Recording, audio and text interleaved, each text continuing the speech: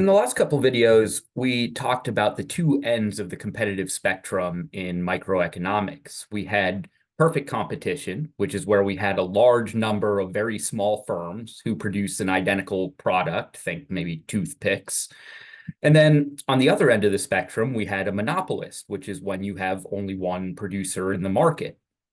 The perfect competition market maximizes total surplus, while the monopoly maximizes profit, often at the expense of consumer surplus, right? So the producer does very well in a monopoly usually because they're the only producer in the market. They have complete price setting power, whereas the perfect competitor is a price taker.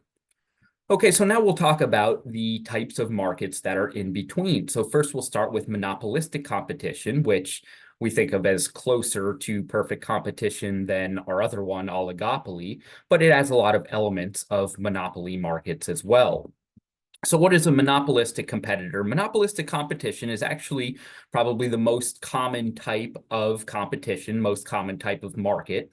Characteristics of monopolistic competition would include many buyers and sellers. We have some product differentiation, unlike perfect competitors.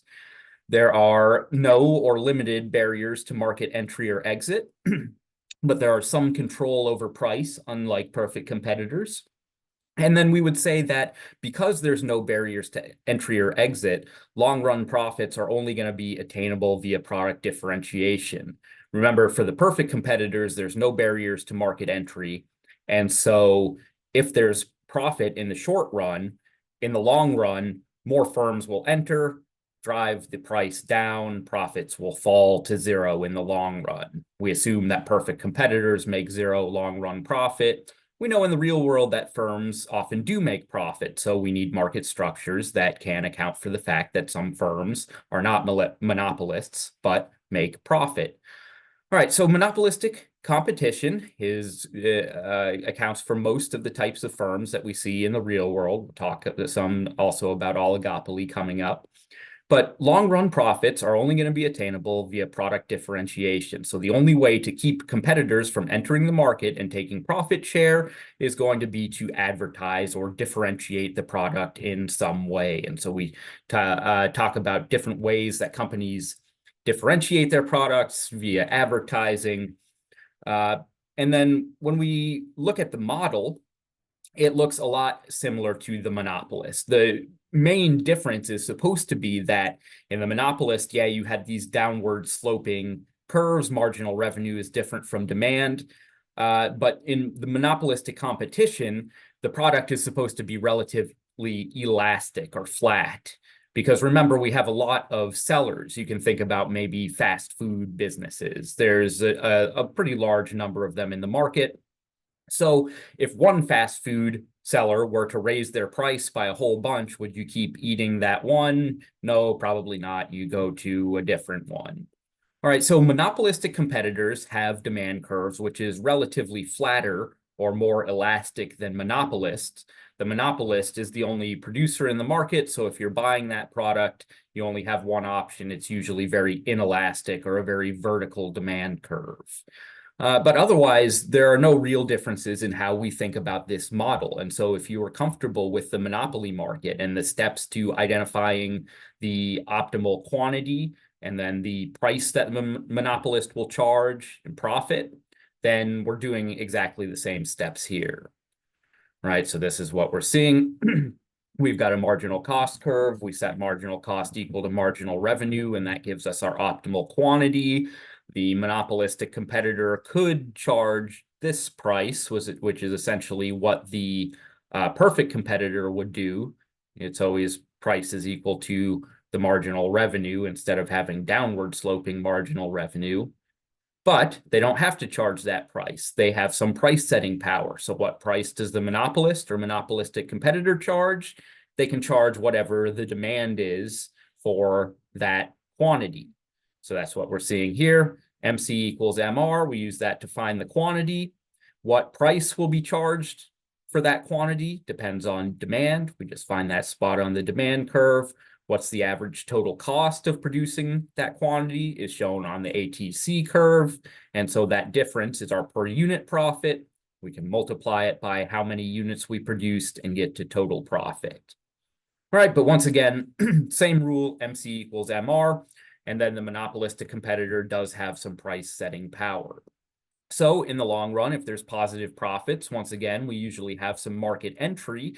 And so the textbook sometimes talks about normal profit or zero profit in the long run for monopolistic competitors, which is in some sense true, maybe, but there's also a lot of monopolistic competitors, many to most monopolistic competitors, which stay in business, are the ones that are able to differentiate their product from their competitors to prevent that from happening. Right, the ones whose profits are driven down to zero, oftentimes, there's other alternatives. You can just close your business and go to work somewhere else or open a different business, so people might not stay in that market. Okay, so, remember to take a look through these questions. I often don't really cover them here just to save time, but they're formatted very similarly to the exam questions, so always good to look through those and let me know if you have any questions about them. Otherwise, we'll move on to the oligopoly. The oligopoly, you have relatively few firms, but not one. There have to be two or more. You have this mutual interdependence of decision making. So basically, the oligopolists want to band together to act like a monopolist would. The monopoly market maximizes profits, and the firms in the oligopoly want to maximize profits as well. So they act oftentimes to set prices similar to each other or quantities similar to each other in some sort of agreed upon way in order to maximize profits. There are substantial barriers to market entry. Again, we have this sort of shared market power and control over price, and there is potential for long-run profit. So you might think about this as like two gas stations on opposite corners. Often you see more than one gas station in one location. You see a couple on opposite corners. And when you see that, most of the time they have the same or very similar price. So the oligopoly model kind of explains when you have a few small number relatively of large producers, why is it that they tend to have similar prices or set similar quantities, things like that. All right, so we think of these as a cartel or a cartel agreement, again, colluding on price and output, agreeing on the distribution of output. Cartels want to reduce overall supply to increase prices and profit. Again, the idea is that they can band together and act to set the price and quantity that the monopolist would, because this is the profit maximizing quantity and price for the market producers, right? So the oligopolists want to act as much like a monopolist as possible, so they might limit quantity or set certain prices.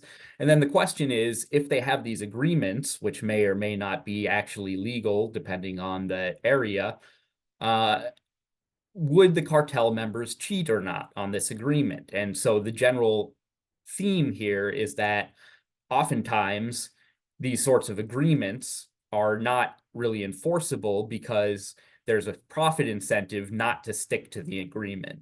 All right, so I don't focus too much on that, but here we have a slide on when are cartels going to be stable, or when would they be able to collude to act like a monopolist.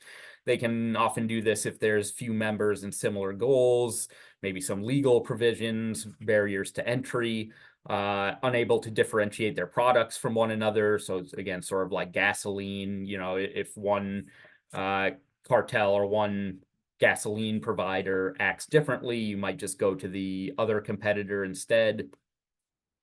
Again, significant barriers to entry. So ultimately what this results in, the main takeaway of the oligopoly model, is that we think about price and quantity competition and how these companies behave with respect to one another. And once again, let's think about the example of the two gas stations on opposite corners in a town. So why would these gas stations tend to charge the same price for their products? Well, let's think about if one of the gas stations were to increase its price. If one of the gas stations on the corners increases its price, is the other gas station also going to? No, probably not, because you're coming through town, and unless you have rewards or some other reason to pick one gas station over the other, if you see one gas station with a lower price than the other, you'll just go to the cheaper gas station, right? So if one of these companies increases its price and the other one doesn't, the cheaper gas station will get a increase in the quantity demanded, and the more expensive one will get a decrease in the quantity demanded. But if the opposing gas station decreases its price, then they get into this sort of price competition or bidding war, right? Neither gas station wants to be the higher priced gas station on the corner. So if one of the companies decreases its price, the other one has to. They both keep about the same market share that they had before, but at a lower price. So they don't want to do this. All right, so ultimately, again, I'm not sure whether you'll see too much detail about these kink demand models. You might see a couple homework quiz problems, but again, I think it's most instructive to just think about two gas stations or similar types of companies on this. This model is explaining why they would have the same price usually.